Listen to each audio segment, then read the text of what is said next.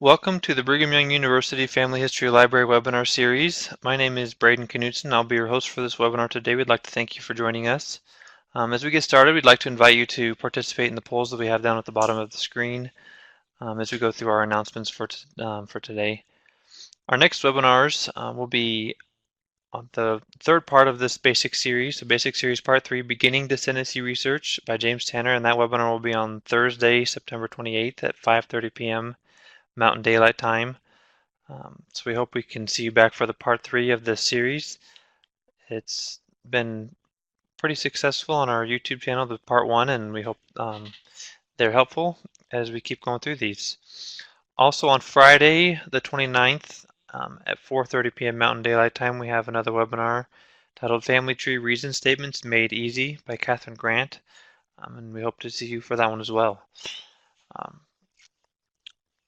So today, we will be pleased to hear from James Tanner, who will be giving a presentation titled Basic Series Part 2, Communicating What You Know About Your Genealogy. James Tanner has a bachelor's degree in Spanish and a master's degree in linguistics from the University of Utah. He received a Juris Doctor degree in law at Arizona State University. He worked for 39 years as an Arizona trial attorney. He previously owned a retail computer business and an Apple Macintosh software company. James has over 35 years of experience in genealogical research and is a blogger for Genealogy Star and the blog Rejoice and Be Exceeding Glad. He served for 10 years as a missionary at the Mesa, Arizona FamilySearch Library and is currently serving at the BYU Family History Library. He is the co-author or author of over 25 books on genealogical research and has presented at expos and conferences around the U.S. and Canada. James has 7 children and 33 grandchildren. And as we turn the time over to James, I'd like to remind you that we have a questions box on the right-hand side of the screen. Feel free to write in any questions and we'll make sure that they are answered by the end of the presentation. Howdy, glad to be here for another one of the Brigham Young University Family History Library webinar series, and remind everyone that these webinars are being recorded and uploaded to the BYU Family History Library YouTube channel. And we'd encourage you to subscribe to our YouTube channel because that helps you because you get notices of the new videos, and it helps us because it helps us get a little bit of visibility in the vast mass of videos that are being uploaded every day to the YouTube channel, to YouTube. Okay, today we're going to talk about, this is a continuation, and we're doing a genealogy basics series here, and we're doing part 2 of that series, and it's called Communicating What You Know About Your Genealogy. And we're basing our series on the Family History Guide. It's the fhguide.com. And this is the official training partner of FamilySearch, and it is a very outstanding method to learn and understand how to do family history and in basic steps.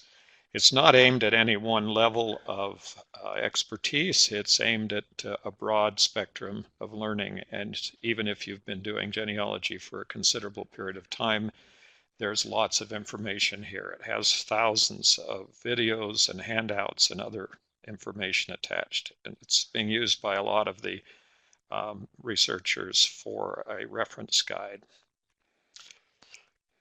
So if you think I've skipped over something or there's more details that you'd like to know about of any of the subjects that we have in this basic series, please see the Family History Guide, which is the fhguide.com, and that will help you get more details and more information so that you can get your questions answered.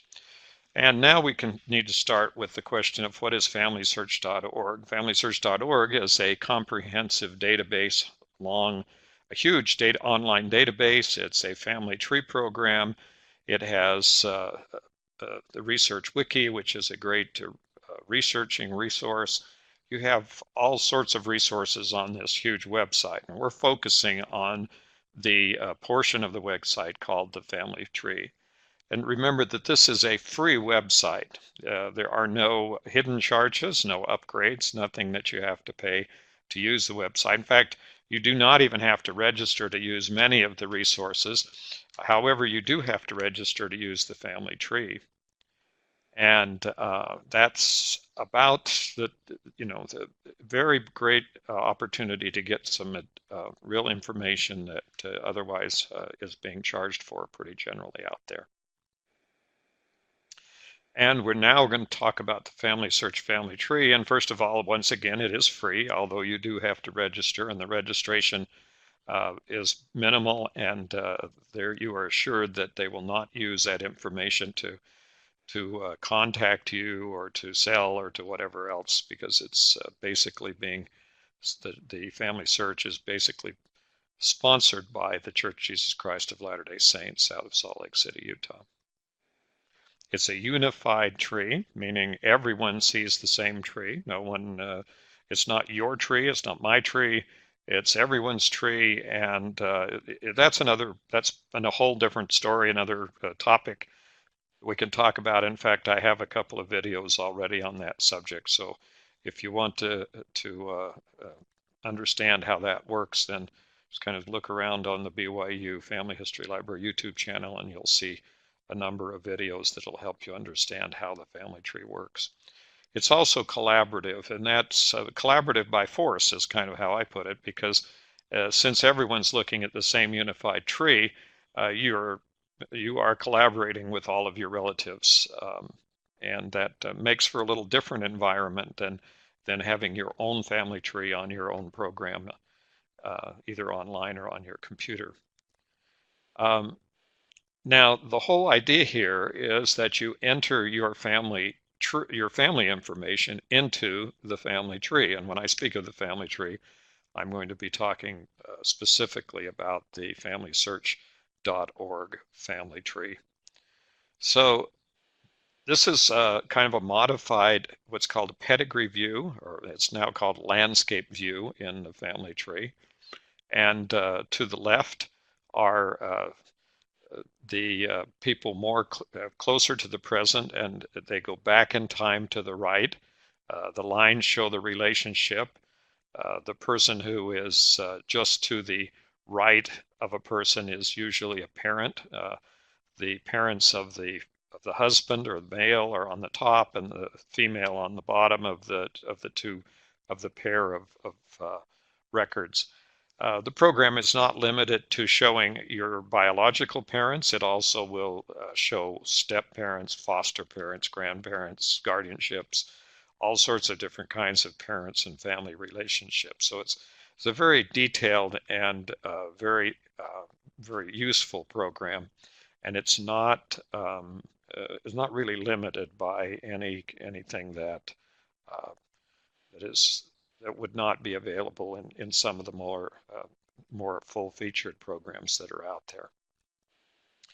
So the important thing here to remember is that all of the registered users can add and edit information in the family tree.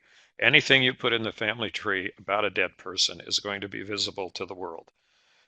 There is no limitation as to who can come in and look at the information you put into the family tree. Now, if that bothers you, then you should probably be using another kind of program. But you'll see there are some distinct advantages to having and sharing all of that information, and I'll mention a little bit of that. But that topic is developed much more extensively in some of my other online webinars. And there are standards for entering the information. In other words, there's some basic rules, some of which have been around in the genealogical community for probably close to 100 years. But there are other rules that have evolved with the family tree based on the nature of the tree, and based on the nature of looking for information and finding information online. So we're going to talk a little bit about that. So first of all, one thing you'll find very quickly is that as you put information into the family tree, that there is a distinct method of doing that. And it's not arbitrary. It's not something that's just been designed just to arbitrary represent the names of and information about your ancestors. It is a very much structured and very highly developed system of recording the information so that it will be consistent and so that it can be used in a wide range of contexts in order to find additional information about your family. Okay, so what we're doing here is we're entering information into a program, and the program itself, the family tree program, will then begin to look for records of the individuals that you enter into the family tree. So immediately when you start putting information in the family tree, you will end up with record hints. There'll be ideas that have been generated by the program about records that may pertain to your family, and you can look at those and see if they do pertain to your family. And then there's a method by which you can attach those records to your individuals, so you can begin to substantiate and verify the information that you have about your family. Now, if you're fortunate, you're actually starting out from zero. You have your name and you're putting in your parents' name. If you are, I'm not going to say less fortunate, but if you're not quite in that position, if you happen to have inherited a huge amount of information that has already been entered into the predecessors of FamilySearch for the last 100 years, you may have quite a different experience. You may find that all of the information about your immediate ancestors is already available, and that you may have to go back a ways before you start seeing gaps and problems. But that's just part of the thing. So the first thing that you're going to do is enter the name of an individual into the family tree. And in this case, you add the earliest recorded name. Now, what does that mean? Well, if you have, for example, a birth certificate would be, and the name that is on the birth certificate, and that happens to be the earliest in time document that you have for an individual, then that is the name you should be entering. Now, what if that isn't the name the person went by? Well, that's another problem.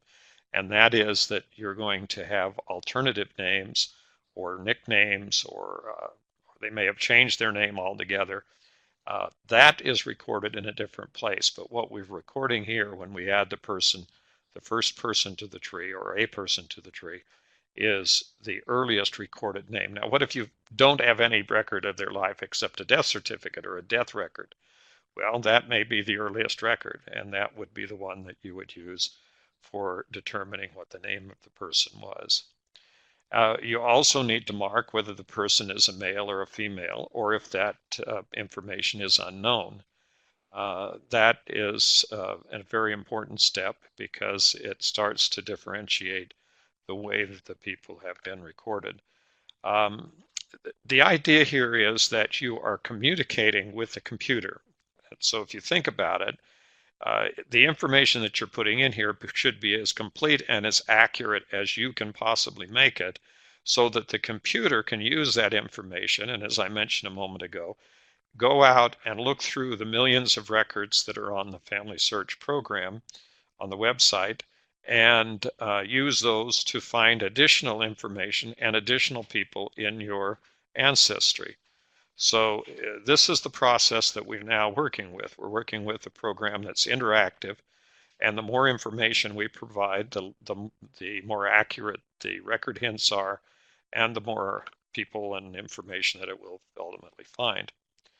Now, it's very important to mark whether a person is living or deceased. If you have to guess and you don't know, then it would be a good idea to mark the person living until you find out whether or not they're deceased.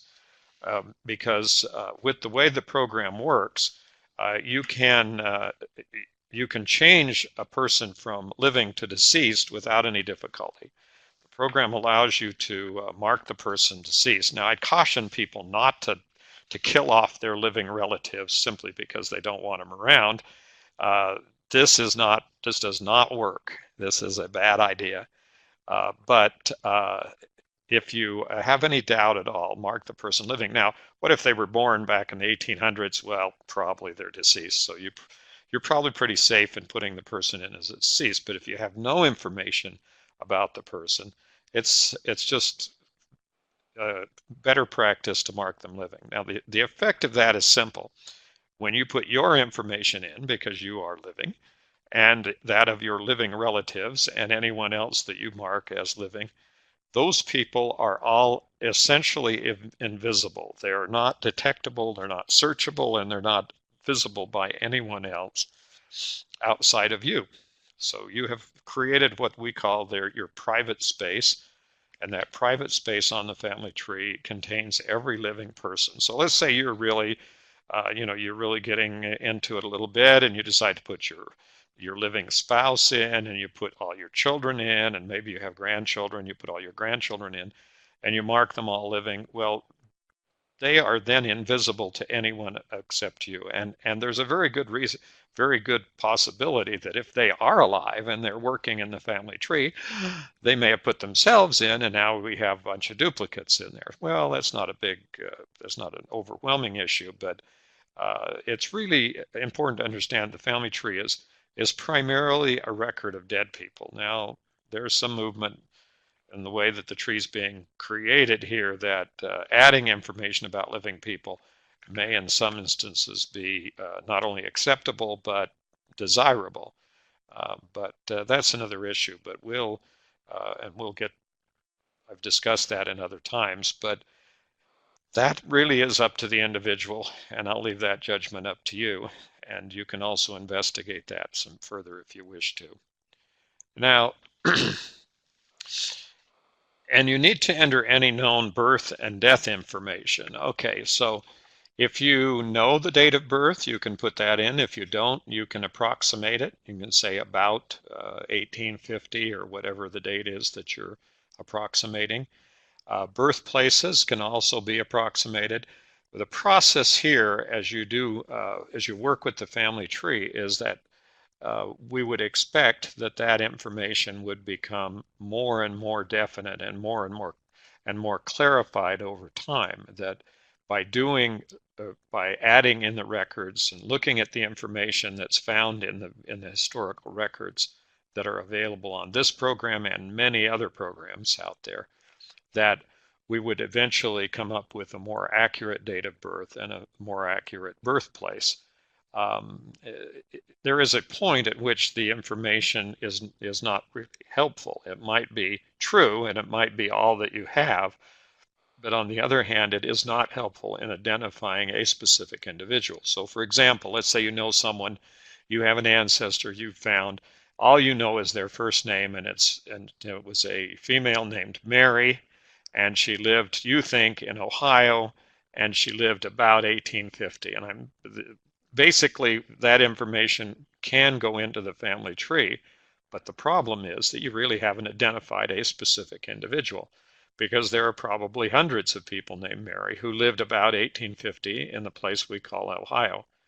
So this is the kind of information that is helpful but not helpful in a sense. And the idea of the program is to find in records, in historical records, additional information so that person can be more completely identified as a person. Now, as you put in dates and places, the family tree will suggest standardized entries for these dates and places. So don't be surprised that when you put in a date that a little thing pops up and with a maybe the way you've put it in, but maybe different than the way that you've put it in. If what you're entering is different than the standard, then what we suggest is that you enter the standard date. The idea of the program here is that by putting in standardized dates, we can make the job of the computer searching for connections and connecting people properly and coming up with duplicates and things like that easier by doing the standardized dates. So for dates, what we want to have is a complete date. So you may have entered something like 12 Jan for or abbreviation for January of 1929, and it will pop up and say, we would like you to put in, but it doesn't really say that. It just puts in an extra date there. But if it could talk, it would say that. It would say, hey, we think you ought to change it to this. And it's the full thing is 12 January spelled out 1929. And so then you would click on that date, and it will then change the date that you've put in to the standardized date, which is the same date essentially. And then you will have a standardized date. Now for places, say now I just clicked and it now says 12 January. Okay, so now we're looking at a place, and in this place I'm entering Boston, and now it comes up with a whole bunch of suggestions here. Now this is where you might have to use a little bit of thought process, because the suggested places that come up may or may not be the place that you meant. In other words, what you understood to be the place of the event that you're recording here, a birth, may not be the one that comes up. So there's quite a bit of information that needs to be understood about the places and doing research. And basically the principle here is that we're trying to record the dates and the places at the time that the event occurred. So, for example, places can change from time to time. The names of towns have changed.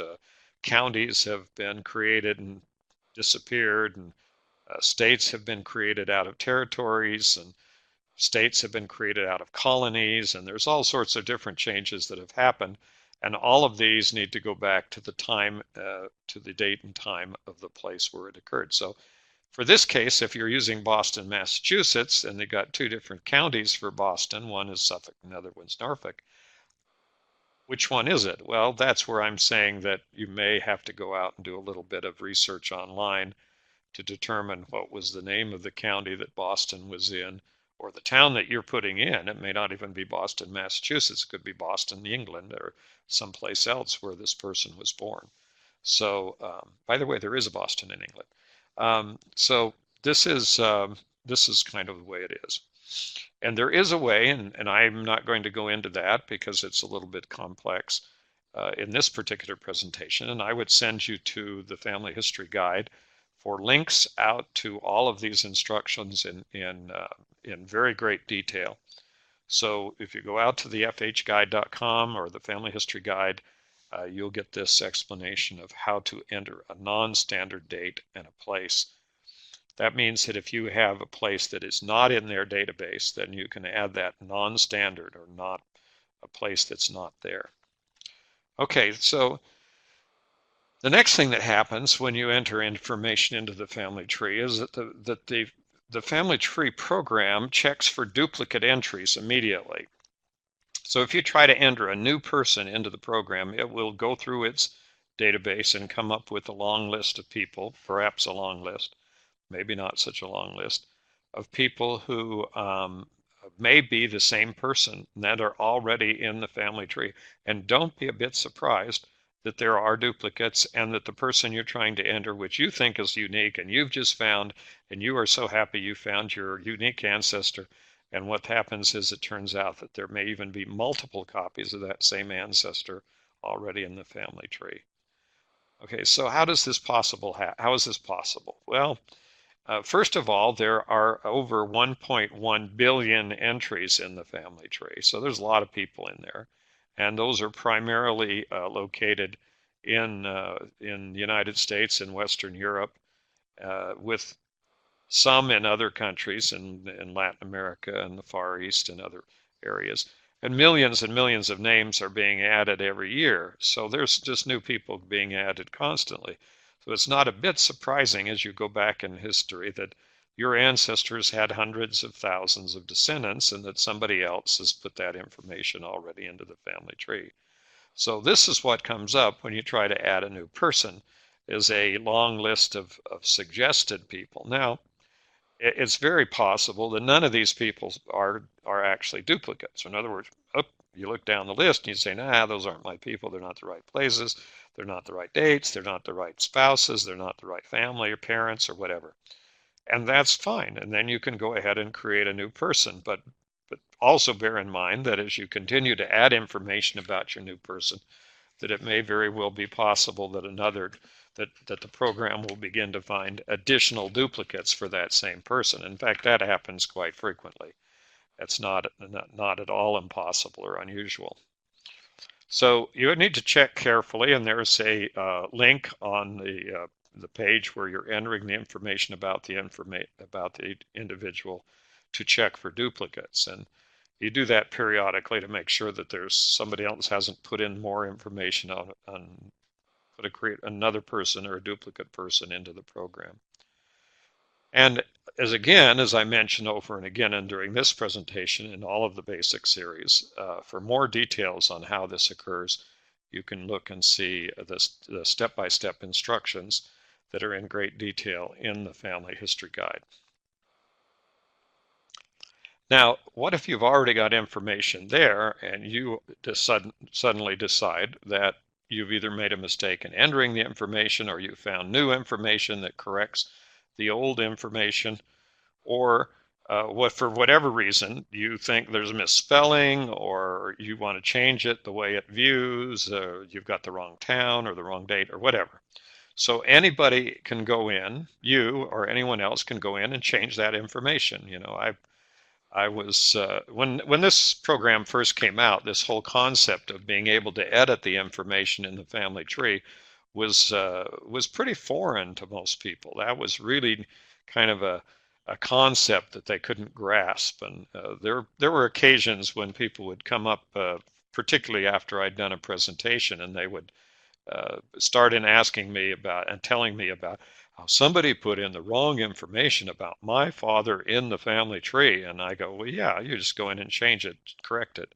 And they'd look at me and say, yeah, but it's wrong, and you got to put it in there, and somebody else did that, and they just put in this wrong. And I said, well, then why don't you just go in and change it? And, eventually the people would look at me and go, what?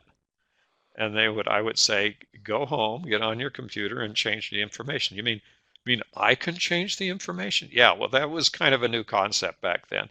So hopefully it's not quite as new a concept as it was a few years ago, but I still come up with people constantly who seem to be unaware of the fact that they can go in and change the information that's there. And some people are afraid to do it because they say, well, what if I'm wrong, and what if I don't know what I'm doing, and all that kind of stuff. And that's why I keep going back to the Family History Guide, because that will give you a level of confidence that you need in order to do all these kinds of changes and involve yourself in this program. So what you have to do is you click on the text you want to edit. In this case, if I wanted to edit that text up there with Isaac Sheldon Sr., and we look down and there's a bunch of records, birth and christening records, and in fact there are 10 different records for Isaac Sheldon Sr. What's wrong with that? What's wrong with the thing, where it says Isaac Sheldon Sr.? Well, let me ask this simple question. What are the chances that this baby was born with the name Isaac Sheldon Sr.? The idea of a senior comes about because there is a junior, and if you're born, it's very unlikely that the parents gave the child the name Isaac Sheldon Sr. Well, that seems pretty obvious. But the other part is that you're not finding any records in which he is known as Isaac Sheldon Sr. So we're going to edit the link, and here we click on the little link here. Edit the information, and we're going to click on the little edit link over there on the side. And when we click on that, then we have a right to edit that particular information. And I can make any changes to Isaac or to Sheldon, and I can repeat that for any of the other fields that I want to edit. In this case, I would probably take out the suffix of senior and just leave it as Isaac Sheldon. Okay, so what's wrong with that? Why would we do that? Maybe he was known as Isaac Sheldon Sr. later in life. But then the problem is going to be that the computer program is going to use Isaac Sheldon Sr. as the search term. And maybe there aren't any records out there that refer to an Isaac Sheldon Sr. So that's probably the good reason for uh, editing the information that's in the name field. And anytime you do a change, the program invites you, or the family tree program invites you to provide a reason statement for any of the changes you make. And you can explain something like, well, nobody ever called him that during his lifetime. That's a later addition and shouldn't be there. Or you can say there are no records which show that he ever went by the name senior or whatever. In other words, once you have determined that you want to make a change, then you need to justify that change. And there's a space that's provided for you to write as much as you want about why that change was made and why you think you're correct. Now, here's the problem that occurs is that people go in and change information in the family tree, and then they don't give a reason, and they don't supply any record or source for where the information originated, where they got the information. I mean, they don't say, well, my Aunt Mary told me it was correct. Or they don't say anything about where they got the information, and they're just making changes. That creates kind of a real conflict in the family tree, and it makes it difficult for people who are being conscientious and only adding information for which they have a valid historical record as a source. So we're kind of into that situation where we need to be aware of a little bit of courtesy and a little bit of thoughtfulness here in using the program. So when you're updating the information, which is probably necessary as an ongoing project, a lot of people say, well, oh, I mean, I just don't see why I need to go in there and make all these changes. I mean, the stuff I know it's wrong, but I don't know why should I spend my time doing that. Well, yeah, and the answer to that is we call it a family tree for a reason, is because it's growing and because it has branches and leaves that are people and thing like that. I mean, there's a good analogy there for a family tree.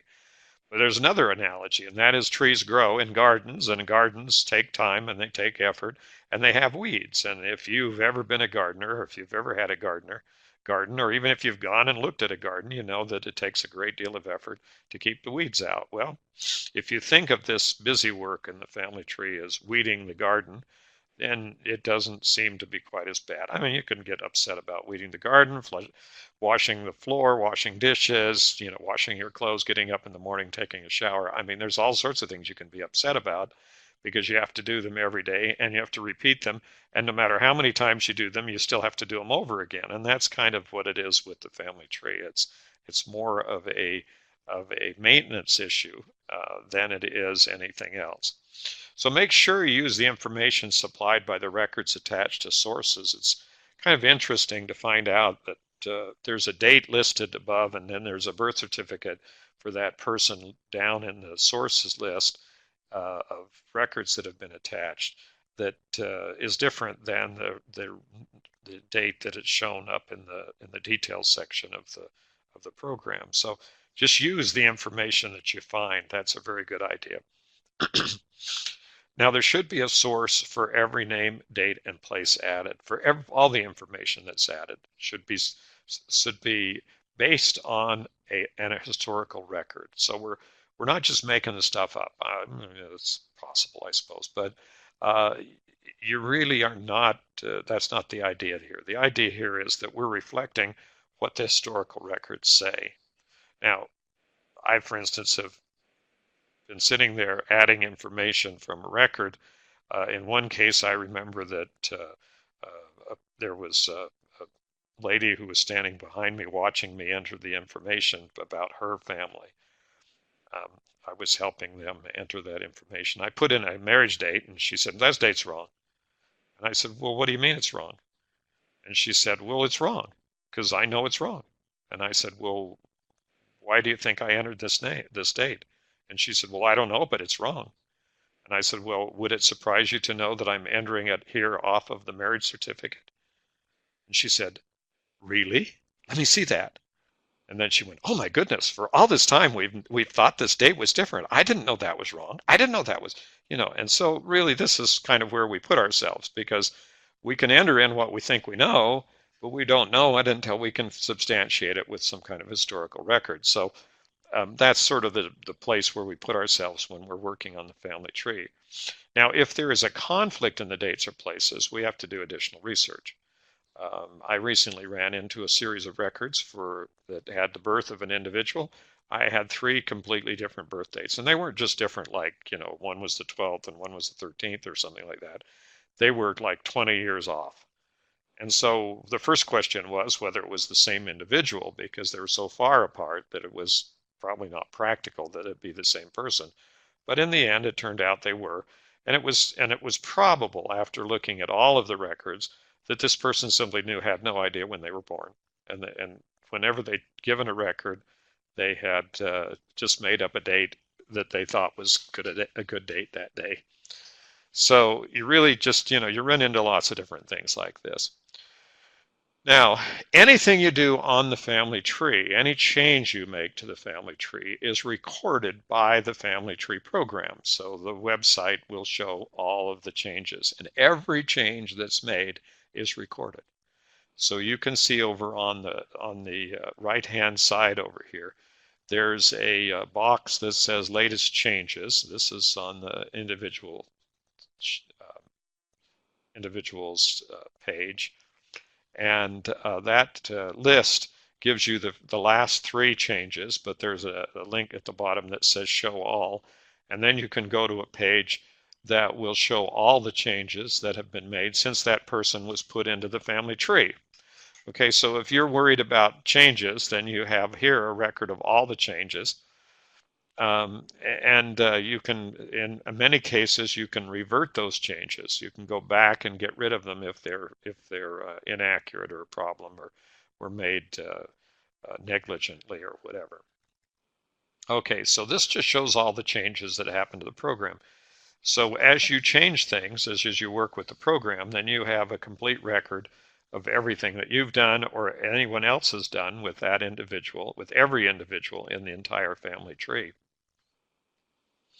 Now, you can also, and this helps if you are concerned about keeping the information correct, which you should be, uh, you can also watch all of the changes. Now, what that means is that you mark the file where the person is, the individual page where that person resides in the family tree, and you click on the little star that's there, and it goes black, and then it turns to unwatch. Well, I don't know if unwatch is a word. I've never figured that out. But what it means is that you're reversing out your watch request. Now, what does that do? What that does is it puts them on a list.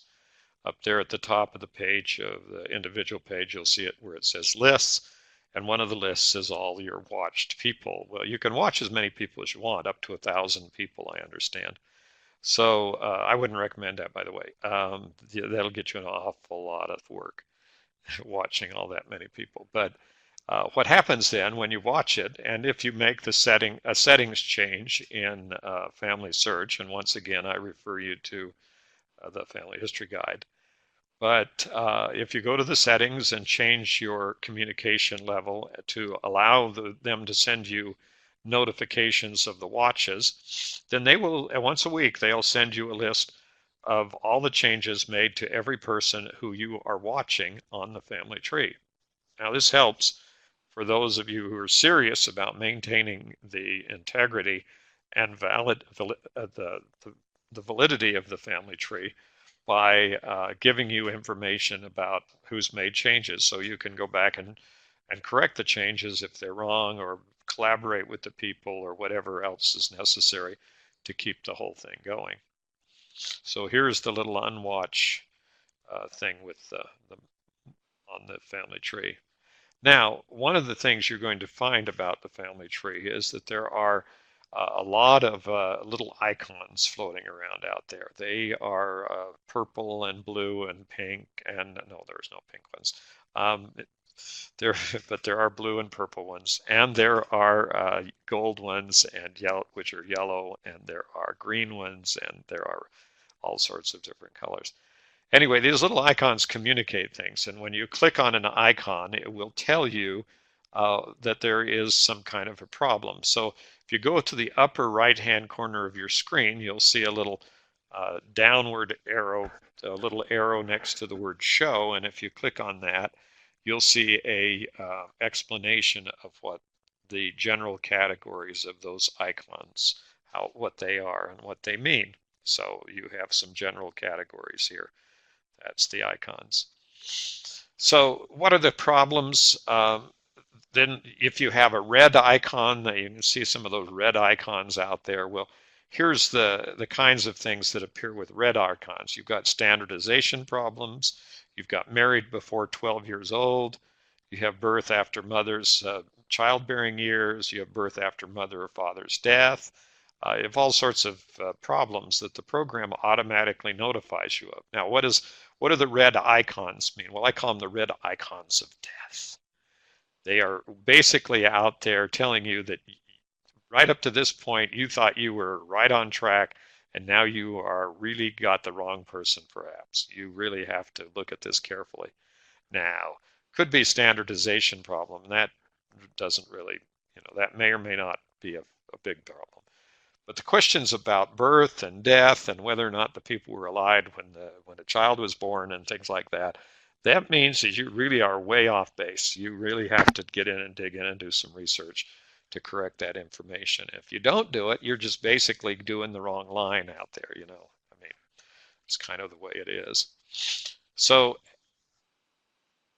once you've got some basic information, then the idea here is to add ancestors you know about to your portion of the family tree. Now, when I say your portion, I have to remind everybody constantly that this is a universal family tree. Everyone who ever lived on the face of the earth theoretically has a place on this family tree.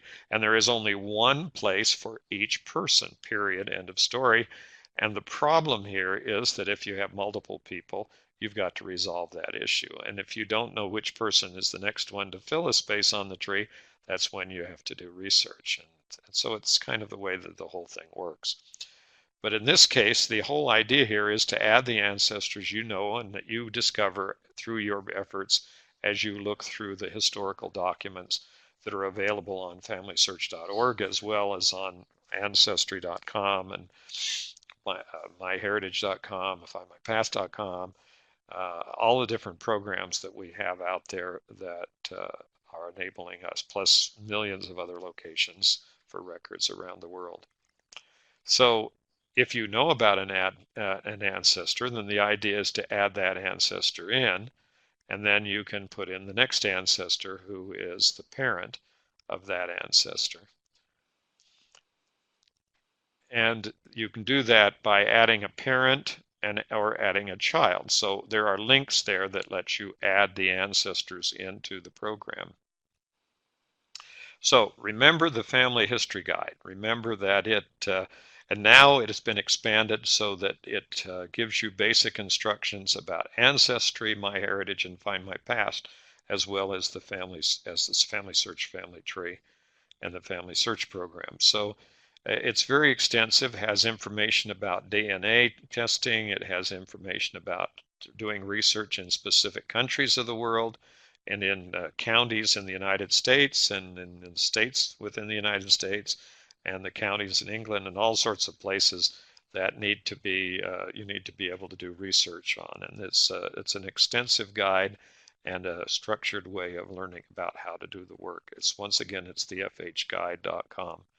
And the whole idea there is you go there to get more details and videos and handouts about the stuff that I skipped over here in this video and that you're saying, well, you didn't tell us what to do here. Well, anyway, now you have the instruction manual out there online called thefhguide.com. So thanks for watching today. Oh, we have a question before we leave here today. What's the question? So Dorleen Rich asked, how do you list a person when you have a senior, junior, and another junior with the same name?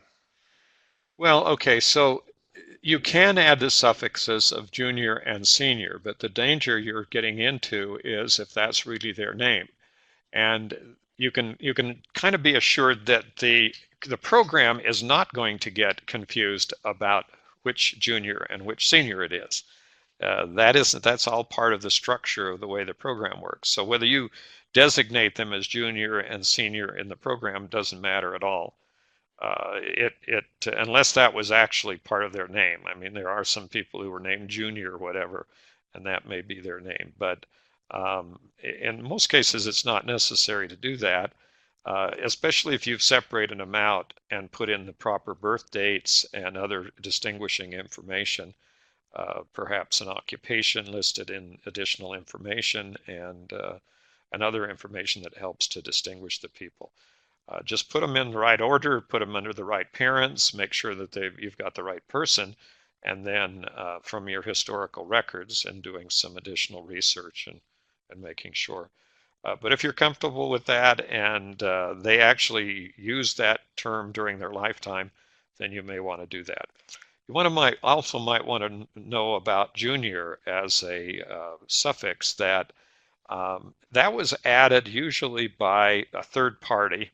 And in early times, I'm saying if you get back into the 1800s, which isn't that early, but into the 1800s, the term junior did not necessarily refer to the son of a person who was the senior. So you could have John Jones Sr. and John Jones Jr., and they may not be related at all. It simply meant that there was one person in the community who was older than the other person in the community with the same name, and it did not imply any degree of relationship at all. That's very, very common. In fact, the idea that they were father and son is usually not warranted simply because of you really need a lot more historical support to say that they're father and son once you get back into the early 1900s, 1800s. Another question? How do you list? Okay, got it? Okay, well, thanks for watching. We appreciate all those who come, and remember that these webinars are uploaded to the BYU Family History Library YouTube channel, and ask you once again if you would take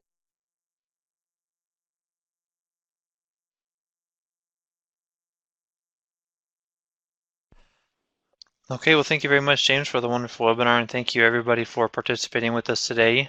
If you wouldn't mind taking a little bit of time before you log out today to give us a little bit of feedback on the presentation today and on our webinar series in general. Let us know how we can improve. Let us know some of the features that you really like that we can continue to use. Also, we have a spot if you want to suggest topics for future webinars. Please do so.